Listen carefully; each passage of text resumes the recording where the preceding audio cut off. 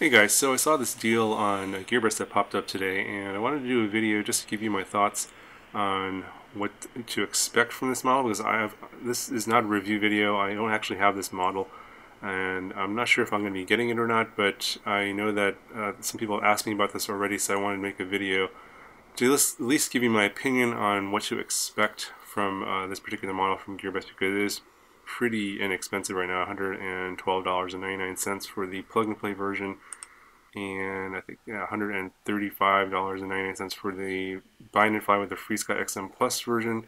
Yeah, I mean that price difference there is more than the value of the XM Plus. XM Plus you can get for about $12. So if you buy the plug and play, you can get the XM Plus receiver separately, and it'll be about 125. So it's not a bad deal for a 5-inch racing drone. But let's take a closer look at this, and I can tell you whether or not it's worth buying or what to expect. And I can just tell you, I'm just going to give you my opinion based on past experience on things I reviewed from Gearbest. For one thing, you're probably not going to get this set up with PIDs and stuff like that. It's probably going to have just a Betaflight flash down there, whatever version they happen to have. They're just going to throw it on. They're probably, it looks like 320 here, and no tune, so that's typical. If it comes with a PID tune, that's usually atypical. That's usually not normal. So that's something to expect. That's kind of why they're cheaper, because they just basically slap the parts together and flash Betaflight real quick, and then throw it out. Basically ship it out the door, and they expect you guys to do the tuning and everything like that, or some reviewer will do the tuning for you. But let's take a look at the frame here. 215mm frame. The arms looks like separated arms. We'll look at the pictures here in a second. But 5mm thick arms. This is the bottom plate thickness is 5mm. That's probably not correct. It's probably a 2mm bottom plate, and camera side plates are probably 2mm. But we'll take a look at that here in a second. Our Charlotte's F4 Pro Plus V2 flight controller. Probably a generic F4 flight controller, but this one comes with a MPU 6000. It doesn't look like this one comes with the video transmitter on there. It comes with a 5-volt 3-amp BEC, and it is 2 to 6S LiPo capable, but it looks like the motors are only going to be 4S capable on this one, so we'll take a look at that here in a second. The receiver, obviously this one's plug and play, but you can add iBus or SBus or DSMX receivers, so it works for everything. That's pretty normal. This one comes with a barometer. That's unusual. Usually a lot of these don't. The video transmitter, probably typical here, 48 channel probably, and it's like 25, 200, 600, 800 milliwatts capable. 724 volts is pretty normal there. It does have output voltage of 5 volts and 450 milliamps to a camera if you want to power the camera from the video transmitter. And it does have smart audio, so that's good. And it looks like it comes with a right-hand circular polarized antenna with an MMCX connector. We'll look at the pictures here in a second. Just looking at the specs right now. 30 amp BLHeli S ESC. That's not a 32-bit ESC, but kind of hard to expect that at this price point. Also 2 to 6S, so you could possibly get this and change the motors to some low kV motors and potentially run this on 6S. Peak amp to 40 amps. That was a pretty run-of-the-mill ESC. Don't know anything about whether it's going to be noisy or whatever. You're probably going to need to get a capacitor if it doesn't have one on there already. The FPV camera. This is probably. I just want to take a look at the pictures here. Yeah, I don't know what that is. This one here looks like it says it's a. Says here it's CMOS, and then over here in the specs it's saying it's a. Where is it here? A CCD. What the heck, man? It's saying CCD and then it says CMOS here, so it's probably a CMOS camera.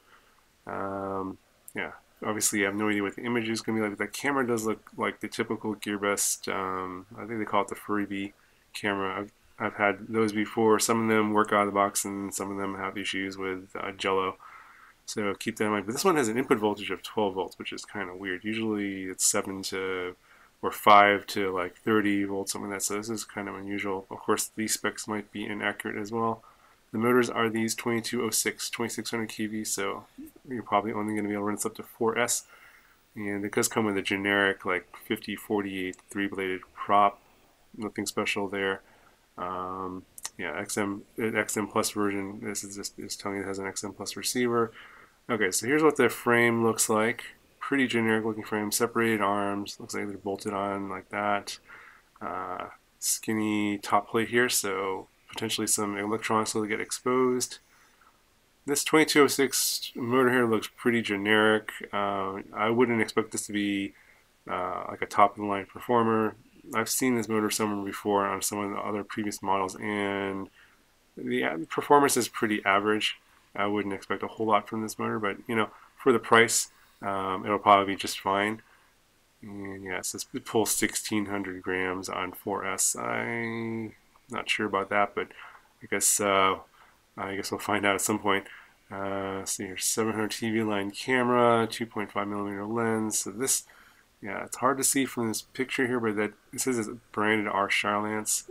It's probably a variant of the Freebie camera, I'm assuming, but it's saying it's a CMOS camera, so this might be a new one that I haven't seen yet. So, you know, any of these CMOS cameras from Gearbest, I'm a little bit skeptical about. So, I wouldn't get this for the camera if that's what you're looking at. So yeah, it's not, you know, I wouldn't be so sure about that one.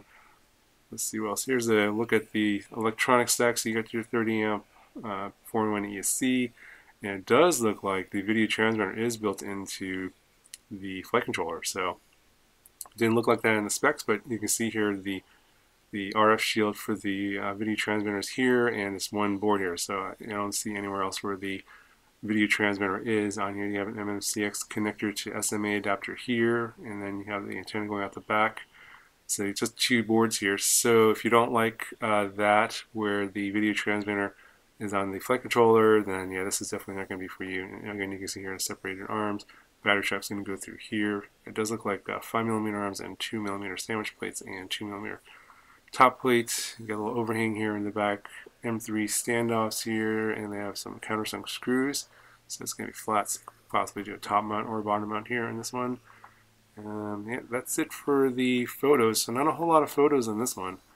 Usually they give you some more.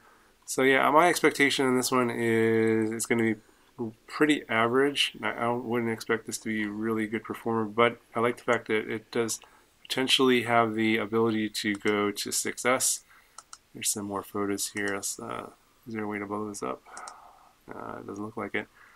Looking at this, I guess, again, two boards, and pagoda antenna out the back, and you have that braiding on the wires there. You know, it doesn't look that great because they don't run the heat shrink around the edges, and a lot of times that braiding will fray and then it'll just come off anyway. So, not liking that too much. But what's interesting is they have a photo here of all the parts. Yeah. Okay. So something I missed in the title. This is a kit. That's probably why it's so cheap. So it looks like you're gonna have to build this guy, and I think that's what these guys are doing. I saw one from Banggood, was like $99, and that one was also a kit. So basically, they're just giving you the parts, and you're putting it together, and you have to do the configuration and everything. So that's why this is so inexpensive. So that's another thing to consider. This is not coming as a build. The fact that they're labeling it as here plug and play, that's very misleading, and I missed the word here, kit. So just keep that in mind. You know, you have to build this yourself. If you don't know how to build, then this one is not going to be for you. I don't think the build will be terribly difficult, and even after you build it, you're probably going to get a fairly average 5-inch drone. Nothing too spectacular, but for the price, you know, I don't think it's too bad.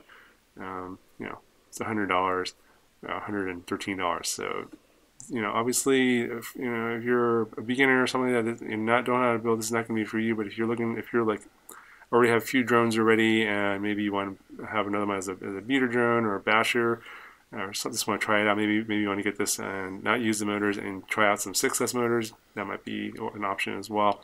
I don't know how this stack will perform, but it does say it's capable up to 6S. Anyway, so if you guys are seeing this video in the future, I've already posted this to my community channel, the community channel section, and so I usually post these kind of like, you know, one-offs to there first as a unlisted video, and then I'll later make it public. So depending upon when this video went public, you may have already missed a promo, and the price, the flash price, is no longer there. I may or may not put this up within the 9 days that this promo is in the window. So just for future, if you're looking for future videos like this where I put the video on my community channel right away, you want to basically be subscribed to my channel and have the notification bell turned on, and then subscribe to the community section of my channel so you can see these postings before everyone else sees it. So anyway, guys, I just wanted to get this out there because it was on promo, and of course I don't know what the regular price is going to be. It says it's 14% off, so I'm not sure if that's true or not. I just wanted to get this out there in case some of you guys are interested in doing a really cheap build that potentially could be okay. I don't know. Just keep that in mind. I haven't reviewed this, and I don't know for sure. It's just that just looking at the specs based on what was given here in the page, and hopefully this will help you guys out in terms of making your decision if you want to buy this or not. Anyway, guys, hope you enjoyed the video, and I'll talk to you guys in the next one.